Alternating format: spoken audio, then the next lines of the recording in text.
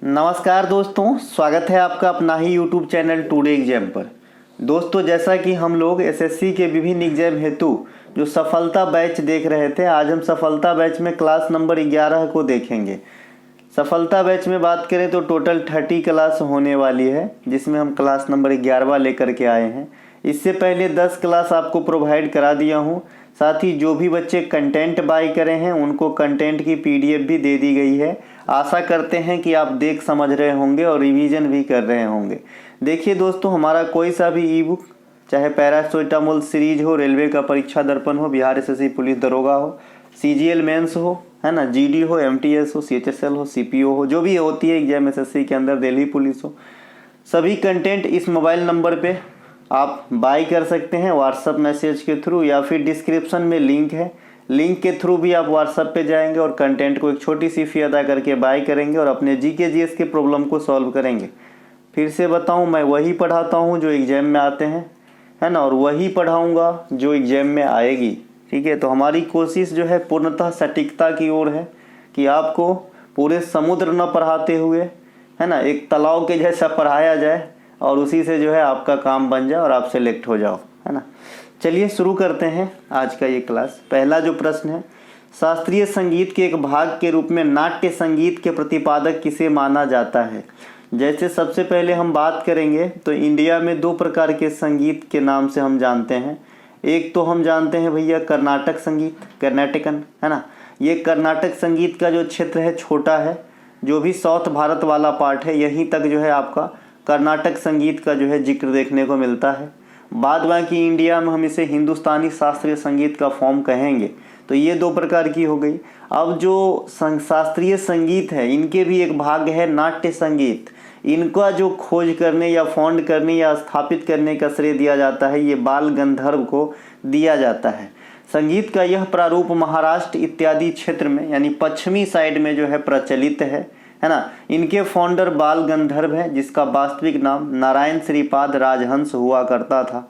और ये जो नाम है, वास्तविक नाम है, ये इस बार का एमटीएस 2024 ने आपसे पूछा था कि बाल गंधर्व का वास्तविक नाम क्या था। यहीं से आप एक याद कर लेंगे, नाना साहेब का वास्तविक नाम धोधू पंत भी कहा जाता था नाना साहेब को, ऐसा मैं कहना चाह रहा हूँ, याद रखिएगा। अब चलते हैं आगे। शास्त्रीय संगीत के संकेतन प्रणाली, शास्त्रीय संगीत के एक संकेतन प्रणाली होते हैं, इनके प्रतिपादक विष्णु नारायण भातखंडे हैं। ठीक है भाई, VVI कर लेंगे। पास्ट कुछ दिनों से विष्णु नारायण भातखंडे से जो इंस्टीट्यूट हैं, जो अवार्ड वगैरह इनके हैं, ये भी क्वेश्चन आपके एग्जाम में आए हैं। भारत में गजलों का जनक की बात करेंगे तो अमीर खुसरो को कहा जाता है। गजल का जनक कहेगा तो अमीर खुसरो को माना जाता है। ठीक है, अमीर खुसरो को भारत का तोता या तूतिए हिंद भी कहा जाता है। तो ये दोनों बात अमीर खुसरो पे जो है लागू होता है।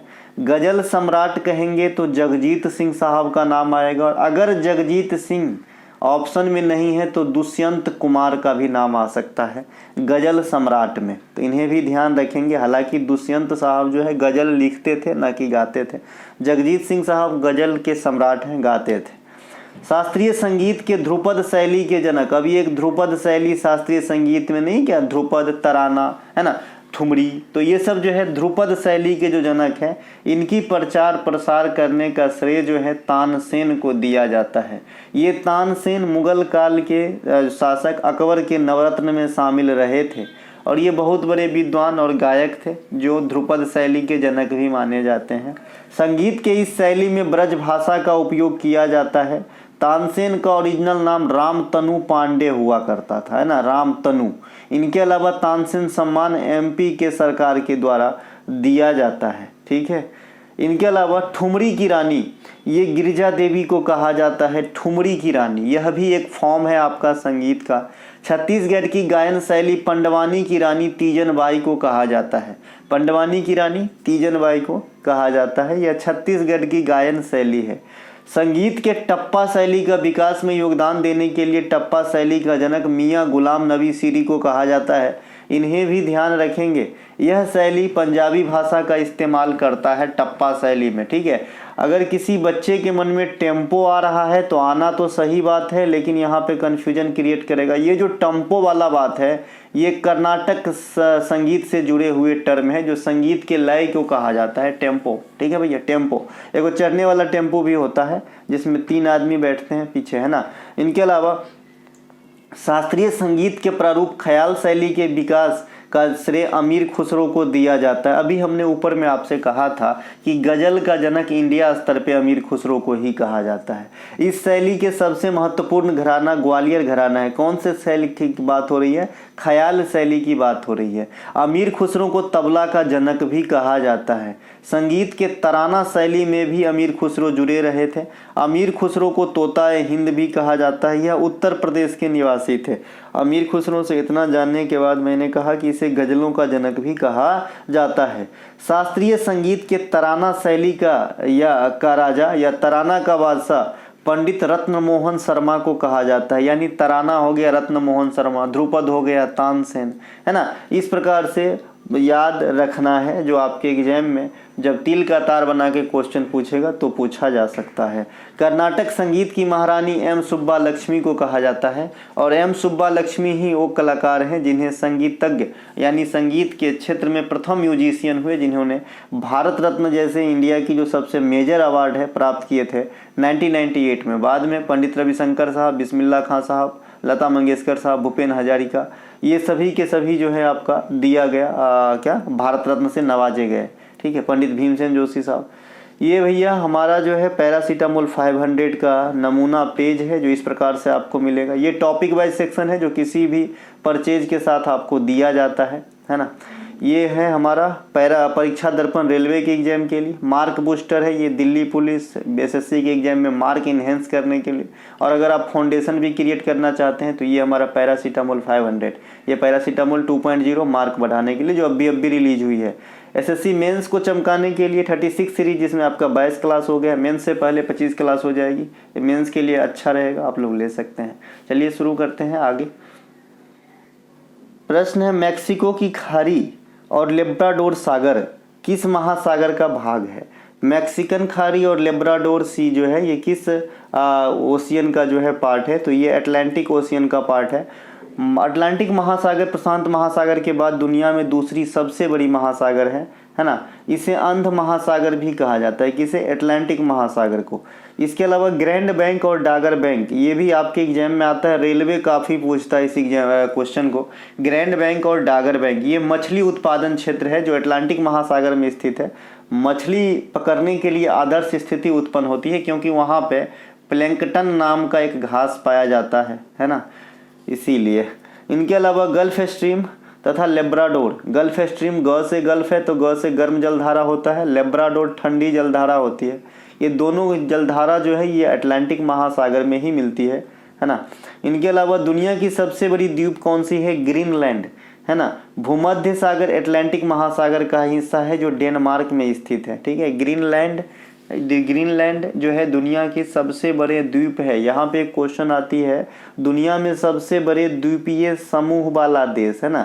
द्वीपीय समूह वाला देश कहेगा तो इंडोनेशिया होगा। इस बार के जो आपके गणतंत्र दिवस मनाए जाएंगे 26 जनवरी को, वहाँ पे इंडोनेशिया के जो राष्ट्रपति है वही चीफ गेस्ट होंगे इस बार का। पिछले बार फ्रांस के राष्ट्रपति चीफ गेस्ट रहे थे, ठीक है। इंडोनेशिया को द्वीपीय समूह वाला देश कहा जाता है, और दुनिया में सबसे अधिक मुस्लिम आबादी वाला देश भी है आपका इंडोनेशिया, तो इन्हें भी ध्यान रखेंगे। इंडोनेशिया की सबसे बड़ी द्वीप बोर्नियो द्वीप है ना। कौन सा? बोर्नियो। इसके ऑप्शन में हमेशा जावा रहता है ना, तो यहाँ पे आपको बोर्नियो द्वीप को आंसर करना है। बोर्नियो द्वीप इंडोनेशिया, मलेशिया तथा ब्रुनोई तक फैला हुआ है, तो ये सिर्फ इंडोनेशिया तक सीमित नहीं है, ये और भी देशों के साथ जो है अपने पार्ट को साझा करते हैं। अरब सागर, अंडमान सागर, बंगाल की खाड़ी, लक्षद्वीप सागर, यह सभी के सभी हिंद महासागर का भाग है। हिंद महासागर एकमात्र ऐसा सागर है जो किसी देश के नाम से मैच करता है, अर्थात इंडिया के नाम से, ठीक है। हिंद महासागर में स्थित है मेडागास्कर द्वीप, है ना। मेडागास्कर द्वीप जो है ये हिंद महासागर में स्थित है, ये ध्यान रखेंगे। प्रशांत महासागर दुनिया की सबसे गहरी तथा सबसे बड़ी महासागर है। दक्षिणी चीन सागर, फिलीपींस सागर, जापान सागर, पीत सागर इत्यादि सभी प्रशांत महासागर का ही पार्ट है। इसी महासागर में अल नीनो तथा ला नीनो की घटना घटित होती है।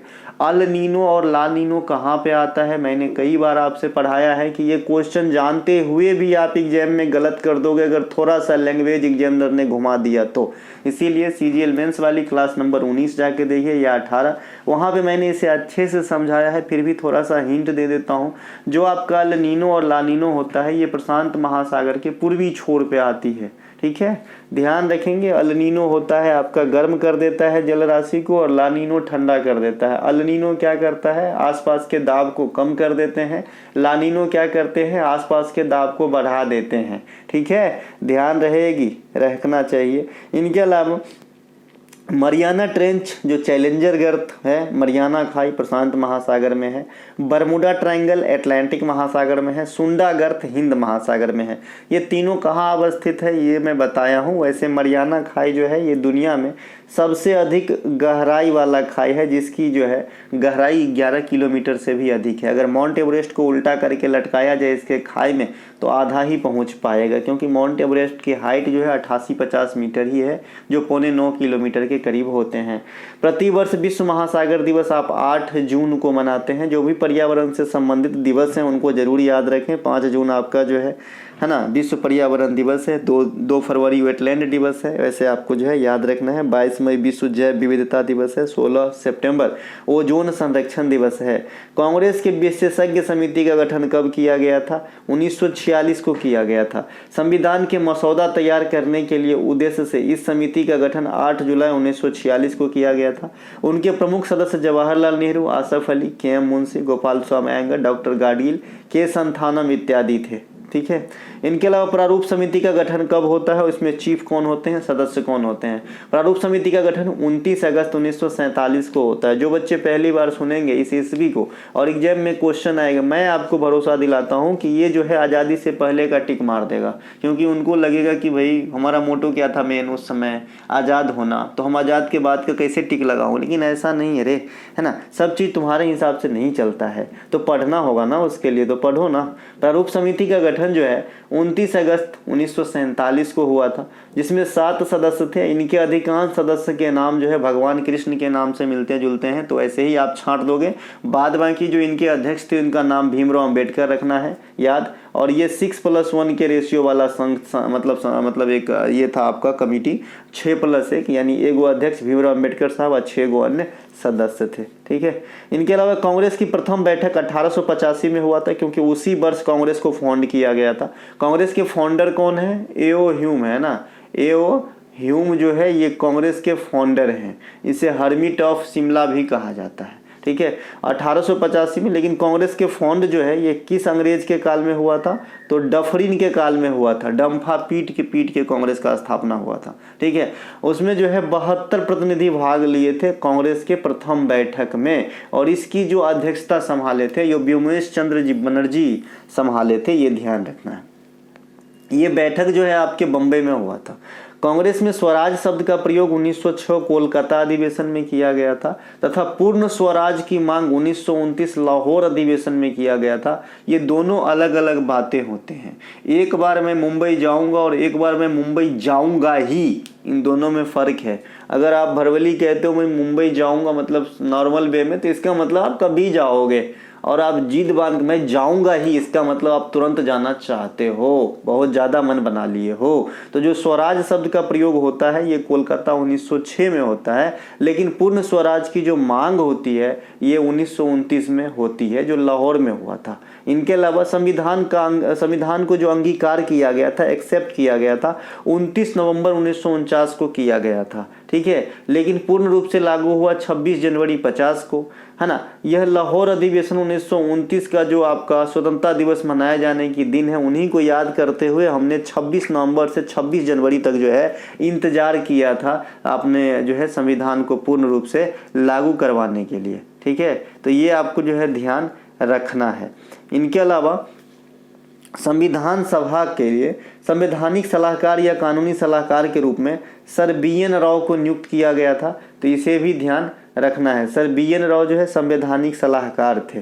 HBR अयंगर को संविधान सभा का सचिव नियुक्त किया गया था, और ये पार्टिकुलर पॉइंट आपके 2024 में एग्जाम में पूछे गए थे।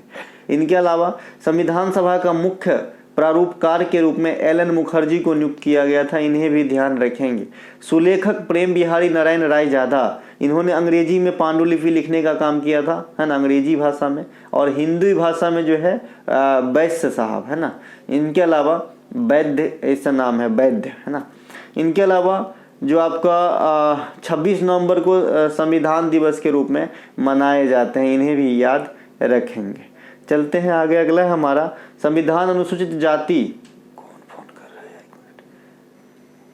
संविधान के अनुसूचित जाति SC आदेश संशोधन कानून 2023 के द्वारा छत्तीसगढ़ के किस जाति को इस सूची में जो है जगह दिया गया? महार जाति को। महारा जाति जो छत्तीसगढ़ से संबंधित है, इस संशोधन के द्वारा जो है इनको दर्जा दिया गया। केंद्रीय विश्वविद्यालय संशोधन कानून 2023 के तहत जनजातीय विश्वविद्यालय की स्थापना जो है आपका कहाँ पे? तेलंगाना में किया गया है। इसके बारे में मैं डिटेल से CGL वाली क्लास में पढ़ाया हूँ। इनके अलावा निरसन और संशोधन कानून 2023 के तहत 76 अप्रचलित कानून को जो है निरस्त किया गया, जो लंबे समय से ढोया जा रहा था। वर्ष 2023 में जनवरी से दिसंबर तक कुल 49 विधेयक को पारित किया गया था। याद रखें, अभी जो है 24 के पूरे जो अंत करके कोई क्वेश्चन बनता है ना, वो आपके एग्जाम में नहीं आ रहा। जो भी एग्जाम जनवरी फरवरी में है, जैसे कुछ बहुत सारे ऐसे चीज़ है कि भाई इस साल के अंत तक कितना है क्या है, तो वो नहीं पूछे जा रहे हैं, वो पिछले साल के आंकड़ा पकड़ेगा। इनके अलावा हिमाचल प्रदेश के हट्टी समुदाय को अनुसूचित जनजाति का दर्जा दिया गया है ना। इनके अलावा अमेरिकी ओपन 2023 के महिला एकल के विजेता कौन है? तो कोको गॉफ है ना। अगले क्लास में हम 2024 वाले जो है सभी ग्रैंड स्लैम टूर्नामेंट को एक्सप्लेन करूंगा, अच्छे से सुनिएगा। वहाँ पे जो भी एक एक बात निकल के आएगी स्टैटिक वर्जन में, वो भी बताऊंगा, ठीक है। अमेरिकी ओपन 2023 पुरुष एकल के विजेता नोवाक जोकोविच रहा था। अमेरिकी ओपन बताना इसलिए ज़रूरी है क्योंकि आप सभी जानते हैं कि अमेरिकी ओपन जो है किसी भी वर्ष के लास्ट में होता है ना। तो अगर मान लीजिए आज से 1 साल पहले की करंट अफेयर उठाने लगे तो ये भी क्वेश्चन आपके एग्जाम में आ सकता है, क्योंकि ये 2023 यानी 24 आने से पहले क्या बात है ये जस्ट, है ना। अमेरिकी ओपन पुरुष युगल 2023 के विजेता राजीव राम और स्लेसबेरी था। राजीव राम, ये कई बार पूछे गए हैं कि राजीव राम जो है ये किस देश से खेलते हैं। आज मैं ये आप लोगों के लिए ही क्वेश्चन छोड़ता हूं, क्योंकि नाम से ऐसा लग रहा है कि ये इंडिया की तरफ से खेल रहे होंगे। आप लोग बताइएगा कि ये किस देश की तरफ से खेलते हैं। ऑस्ट्रेलिया ओपन 2024 के विजेता पुरुष एकल में जो है आपका यानिक सिनर इटली था, है ना। ऑस्ट्रेलिया ओपन 2024 महिला एकल के विजेता आरेना सबलेंका, है ना। फ्रेंच ओपन 2024 के विजेता कार्लेस अल्कारेज, ये स्पेन, है ना। फ्रेंच ओपन 2024 महिला एकल के विजेता एगा स्विटेक पोलिस है ना। इसी में तो मैं बता ही दिया, क्या बताऊंगा, पूरा तो बता ही दिया जितना पूछे जाएंगे आपके एग्जाम में इस पार्टिकुलर पॉइंट से। अमेरिकी ओपन तथा ऑस्ट्रेलिया ओपन ये हार्ड कोर्ट में खेले जाते हैं, विंबलडन घास के मैदान में, और फ्रेंच जो है ये क्ले कोर्ट में यानी मिट्टी के कोर्ट में खेले जाने वाली प्रतियोगिता है। सबसे पुरानी प्रतियोगिता ग्रैंड स्लैम में बात करेंगे तो विंबलडन 1877 में इसकी जो है उत्पत्ति हुई थी, तथा सबसे नवीन प्रतियोगिता आपका ऑस्ट्रेलिया ओपन है, ये 1905 में आया था। विंबलडन 2024 में पुरुष एकल के विजेता जो है कार्लोस अल्काराज है, और महिला एकल के जो है बारबोरा क्रिजकोवा है। इन्हें भी ध्यान रखेंगे। विंबलडन 3rd प्रतियोगिता होती है, यानी कुल मिला के ये अगस्त सितंबर तक की बात हो रही है 2024 का। और लास्ट वाला जो अमेरिकी ओपन 2024 होगा ये नहीं पूछेगा, जहाँ तक मेरा मानना है आपके एग्जाम के अंदर। इनके अलावा अहिराई लोक नृत्य किस जनजाति के द्वारा करी जाती है? भारिया जनजाति के द्वारा। अहिराई लोक नृत्य भारिया जनजाति के द्वारा मध्य प्रदेश में किया जाता है। बुंदेलखंड मध्य प्रदेश में की जाने वाली, है ना, राई नृत्य बेरिया जनजाति के द्वारा किया जाता है। ये अलग जनजाति है बेरिया जनजाति, इसके द्वारा राई नृत्य बुंदेलखंड रीजन में किया जाता है ना। काठी लोक नृत्य बलाई जाति के द्वारा किया जाता है। धीरमथाई नृत्य ढीमर जनजाति के द्वारा किया जाता है ना। कलसा नृत्य गडरिया समुदाय के द्वारा किया जाता है। अटारी नृत्य बागा जनजाति के द्वारा किया जाता है। ये सभी के सभी जो नृत्य है ये MP से संबंधित हो गए, ठीक है। MP में करी जाती है राई वगैरह, ध्यान रखेंगे। MP की नृत्य हो गई है, इनके अलावा नागालैंड में मनाए जाने वाली प्रमुख त्यौहार सेकरेनी अंगामी जनजाति से संबंधित है। नागालैंड में मीमकूट त्यौहार कुकी जनजाति के द्वारा मनाया जाता है। चांगलो नृत्य नागालैंड में की जाती है, जो चांग जनजाति के द्वारा करी जाती है। तो ये नागालैंड में कुछ जाति और त्यौहार को रिलेट किया हमने। घूमर नृत्य राजस्थान में पारंपरिक लोक नृत्य है, जो सबसे पहले भील जनजाति के महिलाओं के द्वारा स्टार्ट किया गया था, परंतु वर्तमान में ये सभी करते हैं राजस्थान में। राजस्थान के कलवेलिया नृत्य को गुलाबो सपेरा का नृत्य कहा जाता है। ये गुलाबो सपेरा नाम है ना, कलवेलिया नृत्य इसे कहते हैं। कुमाऊं क्षेत्र में की जाने वाली तलवार नृत्य छोलिया नृत्य भी कहा जाता है इसे, तलवार नृत्य को। ये एक प्रकार का जो है मार्शल आर्ट के जैसा नृत्य है, उत्तराखंड में किया जाता है, कुमाऊं क्षेत्र में, है ना। शादी आदि के मौके पर भी किया जाता है यह नृत्य। पोराग त्योहार, है ना, पोराग त्योहार यह असम में मिसिंग जनजाति के द्वारा करी जाती है या मनाई जाती है। हिक्की पिक्की जनजाति का मुख्य व्यवसाय क्या है? शिकार। हिक्की पिक्की जनजाति आजकल तेल बनाते हैं ना, आदिवासी तेल। पक्के पागा हॉर्नबिल का त्यौहार अरुणाचल प्रदेश में मनाया जाता है। पक्के पागा अरुणाचल। मुझे तो हंसी तब आती है जब बड़े बड़े दिग्गज लोग जो है ना एडवर्टाइज में पड़ जाते हैं यार।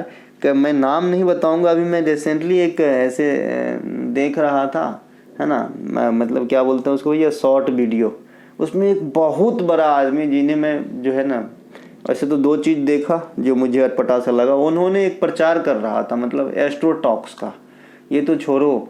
और अभी मैंने देखा एक दो बड़े सेलिब्रिटी कहते हैं आप गांव में क्यों रहते हैं, मतलब इतना बड़ा शहर वगैरह छोड़ के। तो बोलते हैं गांव में बहुत सुकून है। तो बोलता है मन तो मेरा भी करता है। तो बोलता है मन की सुनो है ना। तो कहना और करना डिफरेंट है दोनों। मैं ये बताना चाह रहा था, आप लोगों ने भी देखा ही होगा। पक्का पागा ये हॉर्नबिल का त्यौहार अरुणाचल प्रदेश में मनाया जाता है ना। पक्के पागा हॉर्नबिल ये एक अलग है, ठीक है। और सीधा हॉर्नबिल जो है ये नागालैंड में है। 1 to 10 दिसंबर को मनाया जाता है, अभी हुआ होगा। पोंगल का त्यौहार तमिलनाडु में मनाया जाता है। अट्टुकल पोंगल का त्यौहार केरला में मनाया जाता है। लोसार का त्यौहार लद्दाख में मनाया जाता है। लोसांग का त्यौहार सिक्किम में मनाया जाता है। ये सभी कन्फ्यूजिंग पेयर है, जो थोड़ा से अंतर से जो है आंसर बदल जाते हैं। गर्दी लोक नृत्य का संबंध जो है केंद्र शासित प्रदेश पुदुचेरी से है, जिसमें रामायण को जो है चित्रित किया गया है, ठीक है। ये पुदुचेरी जो है सबसे ज़्यादा सेक्स रेशियो आपका जो है जनगणना 2011 के अनुसार यूटीओ में है, मतलब सभी केंद्र शासित प्रदेशों के अंदर। सिंधु नदी का उद्गम स्थल के समीप तिब्बत मानसरोवर क्षेत्र में किस नाम से जानते हैं? ये मैंने सीजीएल मेंस वाले में भी कराया था, क्योंकि ये इंपॉर्टेंट है और आपके एग्जाम में पूछते हैं यहाँ से क्वेश्चन। जहाँ से सिंधु नदी का उद्गम होता है वहाँ पे इसे सिंगी खम्बाव कहा जाता है। सिंधु नदी का उद्गम तिब्बत के मानसरोवर से होता है, इसे सिंगी खम्बाव या शेरमुख कहा जाता है ना। इस नदी का उद्गम जो है बोकारो ग्लेशियर से होती है। वहाँ पे 3 नदी निकलती है जो हमारे इंडिया में फ्लो होती है, सिंधु, सतलज और ब्रह्मपुत्र। तो ब्रह्मपुत्र आपका चेमाड्यूंग से निकलता है, सिंधु आपका बोखार-छू से निकलते हैं। कहाँ से निकलते हैं? बोखार-छू से निकलते हैं। और सतलज आपका राक्षस ताल से निकलते हैं, ठीक है। तीनों का स्थानीय अलग अलग नाम है, जैसे सिंधु का नाम है शेरमुख या सिंगी खम्बाव, है ना। इसी प्रकार से जो आपका सतलज है इसे लेंगचेन खम्बाव कहते हैं, और जो आपका ब्रह्मपुत्र है उसे सांगपो कहा जाता है। यही बात मैंने मौखिक रूप से बताया है, यही यहाँ पे लिखित रूप में लिखा है। तिब्बत के मानसरोवर के चेमाड्यूंग ग्लेशियर से ब्रह्मपुत्रा की नदी निकलती है, इसे स्थानीय भाषा में सांगपो कहा जाता है। जब ब्रह्मपुत्र नदी इंडिया में प्रवेश करती है तो इसे यांगयाप दर्रा के माध्यम से आता है अरुणाचल प्रदेश में, तो इसे नाम बदलकर दिहांग या सियांग भी कहते हैं इसे। ब्रह्मपुत्र नदी को बांग्लादेश में जमुना कहते हैं तथा बांग्लादेश में गंगा नदी को पद्मा कहते हैं। गंगा नदी का उद्गम गंगोत्री हिमानी से, यमुना नदी का उद्गम यमुनोत्री हिमानी से होता है। बहुत सारे बच्चे जो न्यू कॉमर हैं उनको यही नहीं समझ में आता है कि कहीं तो लिखा होता है सर कि गंगा नदी अलकनंदा और भागीरथी के मिलने से बनती है, और कहीं आप कहते हो कि गंगोत्री हिमानी से निकलती है। ये कैसा विडंबना है? तो भैया जो मेन ओरिजिन है ना, अलकनंदा और भागीरथी। आपने एक जो है पौराणिक कथा भी सुने होंगे कि जो है गंगा को जो है धरती पे लाया गया था, है ना। तो जो भागीरथी नदी है ना वो गंगोत्री हिमानी का पार्ट है, इसीलिए हम कह देते हैं मेन रूप से कि जो है गंगा गंगोत्री हिमानी से निकलती है, ठीक है। अलकनंदा और भागीरथी, अलकनंदा में आके मिलते हैं कहाँ पे? देवप्रयाग में, जहाँ से इस संयुक्त जलधारा का नाम गंगा हो जाता है। चलते हैं आगे। इनके अलावा संतोपथ ग्लेशियर से अलकनंदा नदी निकलती है तथा खरक ग्लेशियर से भागीरथी नदी निकलती है। इन्हीं दोनों नदियों के संयुक्त जलधारा को देवप्रयाग से गंगा कहते हैं। गंगा नदी का मैदान घाघरा तीस्ता के बीच तक फैला हुआ है। भारत की सबसे बड़ी नदी बेसिन जो है ये गंगा नदी का ही बेसिन है। दो नदियों के बीच के भूमि को दोआब कहा जाता है। दोआब है ना, दो मतलब यहाँ पे दो से है, यानी दो नदियों के बीच का आब भूमि, दो नदियों के बीच का भूमि को दोआब कहते हैं। लघु हिमालय और शिवालिक हिमालय पर्वत के बीच क्षेत्र को दून कहते हैं। दून, भारत के सबसे बड़ी दून देहरादून है और पर्वतीय भाग के ऊपर जो नरम घास के मैदान पाए जाते हैं उसे अपन क्या कहते हैं, है ना, बुग्याल कहते हैं या फिर क्या कहते हैं, मर्ग, है ना, मर्ग भी कहते हैं, गुलमर्ग, है ना, जिस प्रकार से है। इसके अलावा एक वर्ष में सबसे अधिक ग्रैमी अवार्ड जीतने वाले कौन है? जाकिर हुसैन साहब 3 ग्रैमी अवार्ड इंडिया के लिए जीते, अभी जीते, 2024 में जीते। और 3 ग्रैमी अवार्ड किसके लिए जीते? तो 3 ग्रैमी अवार्ड में एक तो अपना दिस मोमेंट के लिए जीते, पश्तो के लिए और एज यू स्पीक के लिए। तो एक जो है कंबाइन रूप से बहुत आदमी जीते थे। दिस मोमेंट में जो है 5 भारतीय शामिल है, वैसे 5 भारतीयों को दिया गया है 2024 में ग्रैमी अवार्ड। और पश्तो और एज स्किप के लिए जो है राकेश चौरसिया और जाकिर हुसैन साहब को कंबाइन रूप से दिया गया था। वर्ष 2024 में 5 भारतीयों को जो ग्रैमी अवार्ड दिया गया है, तबला वादक जाकिर हुसैन साहब जो हमारे बीच न रहे, बांसुरी वादक राकेश चौरसिया, गायक शंकर महादेवन, वायलिन वादक गणेश राजागोपालन और तबला वादक ताल वादक माफ कीजिए, ये है आपका सेल्वा गणेश विनायक राम। जाकिर हुसैन को पहली बार ग्रैमी अवार्ड 1991 के लिए 1992 में दिया गया था। देखिए इनके जो कृत है ना वो 1991 में ही आया था। Grammy award hand to received हुआ 1992 में प्लेनेट ड्रम के लिए, जो मैंने कल भी बताया है। इसके अलावा फिर 2009 में आया ड्रम प्रोजेक्ट के लिए और 2024 में 3 ग्रैमी अवार्ड और रहे। तो कुल मिला के इन्हें 5 ग्रैमी अवार्ड प्राप्त हुआ था। आपके किन्हें? जाकिर हुसैन साहब को 5 ग्रैमी अवार्ड मिले हैं। इनके अलावा भारत के लिए पहली ग्रैमी अवार्ड रविशंकर साहब जीते थे और पहले महिला में कौन जीते थे? तन्वी शाह जीती थी। आज जाकिर हुसैन साहब को वर्ष 1988 में पद्मश्री दिया गया था और मैंने कहा था कि उस समय तक पद्मश्री प्राप्त करने वाले ये सबसे कम उम्र के जो है म्यूजिशियन थे। 2002 में इन्हें पद्म भूषण तथा 2023 में पद्म विभूषण से सम्मानित करा गया था। इनके कई सारे और अवार्ड है, जैसे संगीत नाटक अकादमी 1990 में मिला था, है ना। फिर 2019 में संगीत नाटक जो है रत्न अवार्ड दिया गया इन्हें। तो ये इस प्रकार के बहुत सारे अवार्ड है जो इनसे आपको याद रखना चाहिए। कल का वीडियो देखिएगा, क्लास नंबर 22 मेंस की सीरीज वाली, है ना। शास्त्रीय नृत्यांगना और कोरियोग्राफर बसंत लक्ष्मी नरसिम्हाचारी को नृत्य कला निधि पुरस्कार 2024 से सम्मानित किया गया है। यह पुरस्कार उन्हें चेन्नई से शुरू हुए संगीत अकादमी के 17वें नृत्य महोत्सव के दौरान दिया गया। बसंत लक्ष्मी नरसिम्हाचारी कथकली और ओडिसी इत्यादि नृत्य से संबंधित है। तो कल हो कि अगर आपसे पूछे कि ये बसंत लक्ष्मी का संबंध किस नृत्य से है, तो ओडिसी और कथकली दोनों में से कोई भी आंसर हो सकती है। ठीक है, इन्हें जो है आपका नृत्य लेटेस्ट पुरस्कार दिया गया है। ये बहुत बड़ा पुरस्कार होता है, कलानिधि पुरस्कार। इनके अलावा जयपुर अंतर्राष्ट्रीय फिल्म महोत्सव 2023 में अपर्णा सेन को लाइफ टाइम अचीवमेंट से सम्मानित किया गया है। नृत्य शिरोमणि पुरस्कार 2022 से अपर्णा सतीशन को सम्मानित किया गया था। अपर्णा सतीशन कुचिपुड़ी नृत्य से संबंधित है और ये कई बार आपके एग्जाम में पूछे गए हैं। अगला है संघाई सहयोग संगठन की नवीनतम सदस्य देश कौन है? तो बेलारूस जो है एससीओ का नया सदस्य देश बना है। पिछले साल संघाई सहयोग संगठन में ईरान को भी जगह दिया गया था। ठीक है, तो मैंने इसके बारे में डिटेल भी बताया था कि 23 में किसको और 24 में किसको जगह दिया गया था। संघाई सहयोग संगठन का गठन 2001 में हुआ था। मुख्यालय इसका बीजिंग में है और है ना। भारत संघाई सहयोग संगठन में भगवान विष्णु 2017 में शामिल हुआ था, ये ध्यान रखेंगे। संघाई सहयोग संगठन ने बनारस को अपना पहला पर्यटन एवं सांस्कृतिक राजधानी घोषित किया था। ब्रिक्स में 1 जनवरी 2024 को वैसे तो 6 देश ने अपनी जो है मंशा जाहिर किया था शामिल होने का, लेकिन अर्जेंटीना अपना कदम वापस ले लिए तो 5 नए सदस्य देश जो है शामिल हुए। मिस्र, इथोपिया, ईरान, संयुक्त अरब अमीरात तथा सऊदी अरब। ब्रिक्स की बैठक 2023 में दक्षिण अफ्रीका में हुआ था जोहान्सबर्ग में। 2024 में ब्रिक्स की बैठक रसिया में होगी, है ना। दक्षिण पूर्वी एशियाई देशों का संगठन आसियान का जो है मुख्यालय आपका जकार्ता के अंदर है और इसमें नवीनतम सदस्य देश जो बने हैं ये तिमोर लेस्टे बने थे, है ना। इसमें 11 गो देश है ना।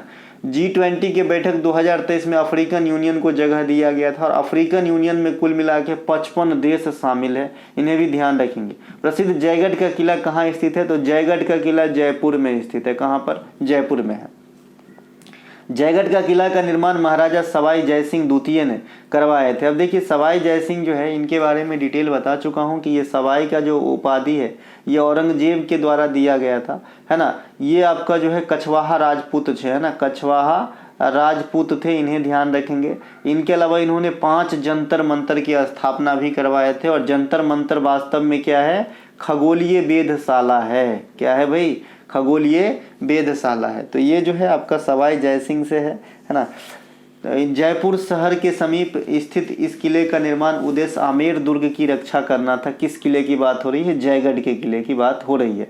नाहरगढ़ का किला जयपुर में स्थित है, इसका निर्माण भी सवाई जयसिंह ने ही करवाया था। मतलब यूं कहे कि सवाई जयसिंह साहब जो है बहुत कुछ किए, है ना। जयपुर शहर की स्थापना महाराजा सवाई जयसिंह द्वितीय ने ही किए थे 1727 में, लेकिन उदयपुर शहर की स्थापना उदय सिंह द्वितीय ने करवाए थे। तो याद रखने में काफ़ी इजी है, जयपुर का जयसिंह और उदयपुर का उदय सिंह, लेकिन आगे सेकेंड लगाना ना भूले द्वितीय। क्या होता था कि पहले जो है एक ही राजा के नाम पे द्वितीय तृतीय ऐसा चलता रहता था, है ना। इसीलिए उदयपुर भारत का पहला रामसर शहर घोषित किया गया था। याद रखिएगा, रामसर शहर जो है ये सबसे पहला उदयपुर को जो है घोषित किया गया है।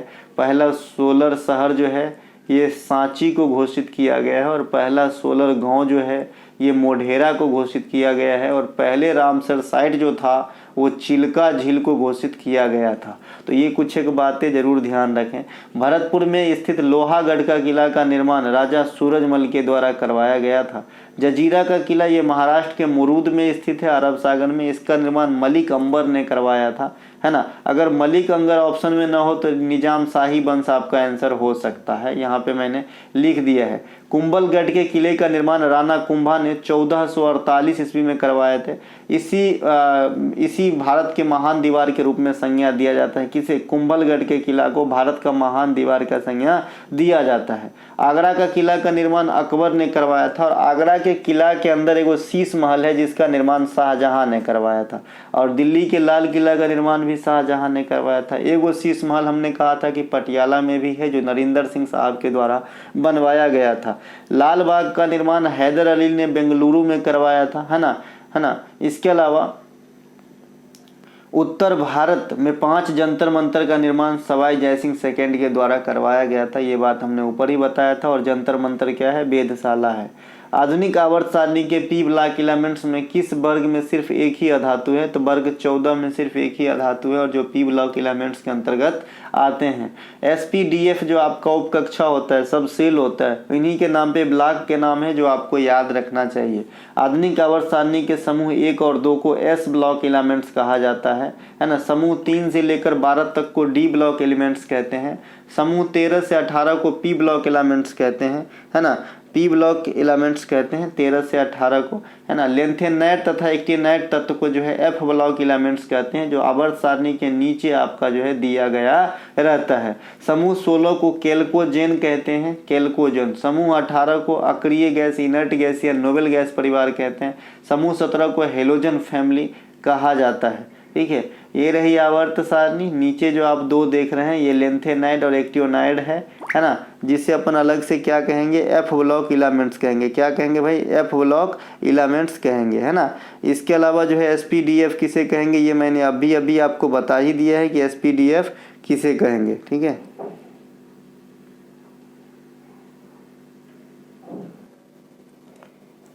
समूह 15 में अधातुओं की संख्या की बात करेंगे तो 2 गो होता है। 16 में अधातुओं की संख्या 3 गो होता है। 17 में अधातुओं की संख्या 4 गो होता है।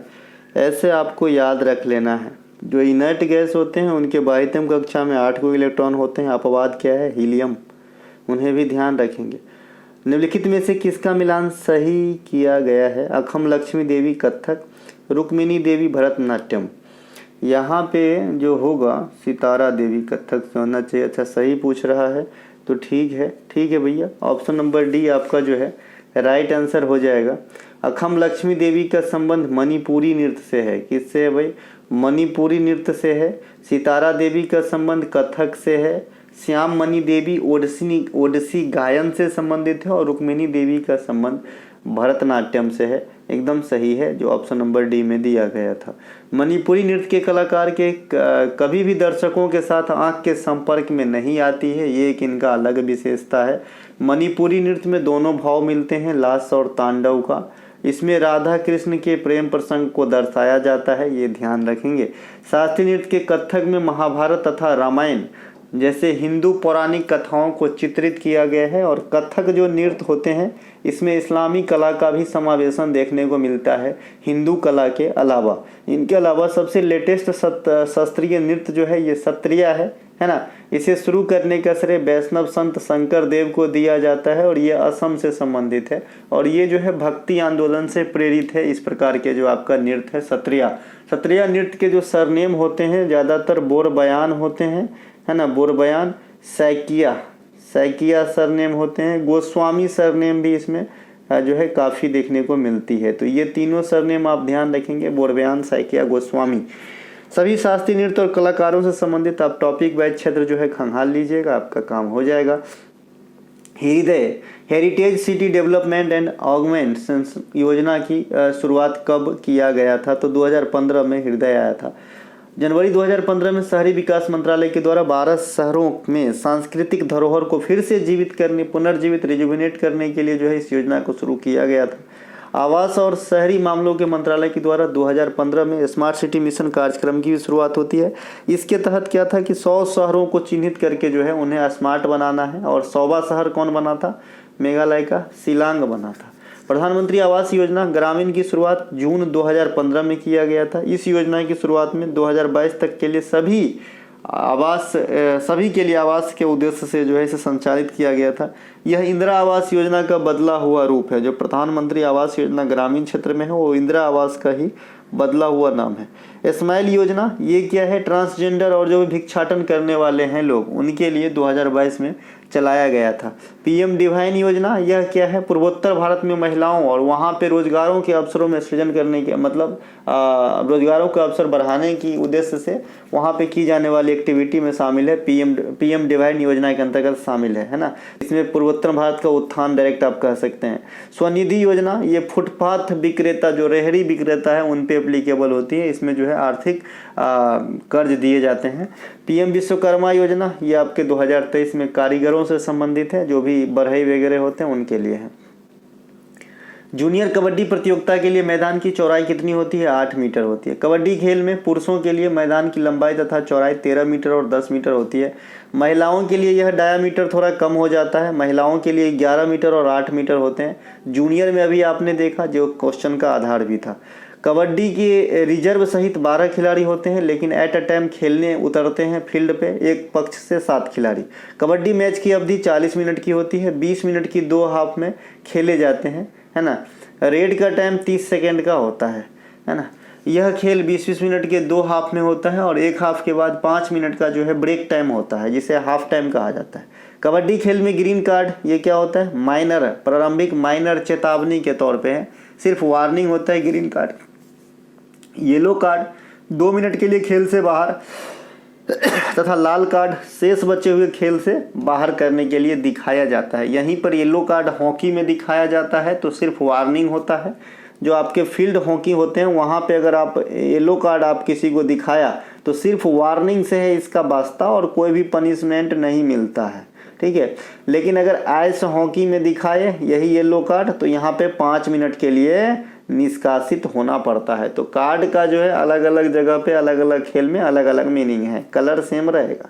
कबड्डी खेल में संबंधित important cup pro kabaddi league, जैसा अभी आपने देखा 2024 के विजेता बने हैं हरियाणा स्टेलियर्स, 2023 के विजेता है पुनेरी पल्टन, ठीक है। 2014 में प्रो कबड्डी लीग शुरुआत हुआ था। सबसे अधिक बार विजेता है जयपुर पिंक पैंथर्स, और माफ़ कीजिएगा पटना पायरेट्स, है ना। पटना पायरेट्स सबसे अधिक बार जो है विजेता है 3 बार।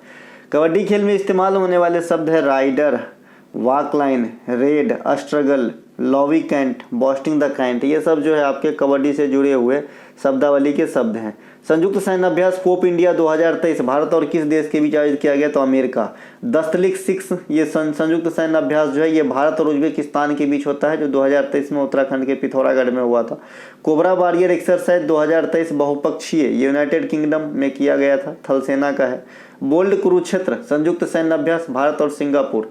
जब भी आपको ये संयुक्त सैन्य अभ्यास से क्वेश्चन पूछता है तब भी आपके देश का नाम ही डिमांड करता है एग्जामिनर कि भाई ये वाली जो अभ्यास है किसके किसके साथ हुए। तो कई अभ्यास के तो फेज 5 फेज 6 चल रहे हैं, तो ये कभी भी पुराने होने वाले क्वेश्चन नहीं है, इसीलिए आपसे इन्हें ध्यान रखना है। कोबरा वॉरियर यूनाइटेड किंगडम के साथ होता है, बोल्ड कुरुक्षेत्र सिंगापुर के साथ होता है, समुद्र शक्ति इंडोनेशिया के बीच होती है, ध्यान रखेंगे।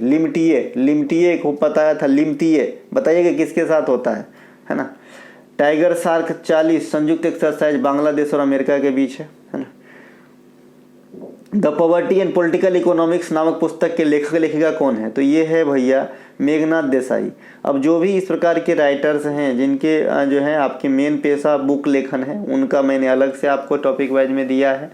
जो राइटर हैं, जो आपका नेतागण हैं, उनके किताब अलग मिलेंगे, खेल खिलाड़ियों के अलग मिलेंगे, हीरो हीरोइन के अलग मिलेंगे, इंटरनेशनल नेता या फिर जो भी इंटरनेशनल महत्व के आदमी हैं उनके अलग मिलेंगे। तो इस प्रकार से आप यहाँ पे पढ़ लेंगे। सलमान रश्दी साहब का जो किताब है victory city, midnight children, the satanic verses, Quichotte, the ground beneath her feet, ये सलमान रश्दी साहब की जो है किताब है। अनीता देसाई की फिस्टिंग फास्टिंग इन कस्टडी, ये सब अनीता देसाई की किताब है। अमिताभ घोष साहब का Junglenama, the river of smoke, the living mountain, the hungry tide इत्यादि। दलाई लामा की पुस्तक the art of happiness, the book of joy, freedom in exile, ये सब जो है दलाई लामा की पुस्तक है।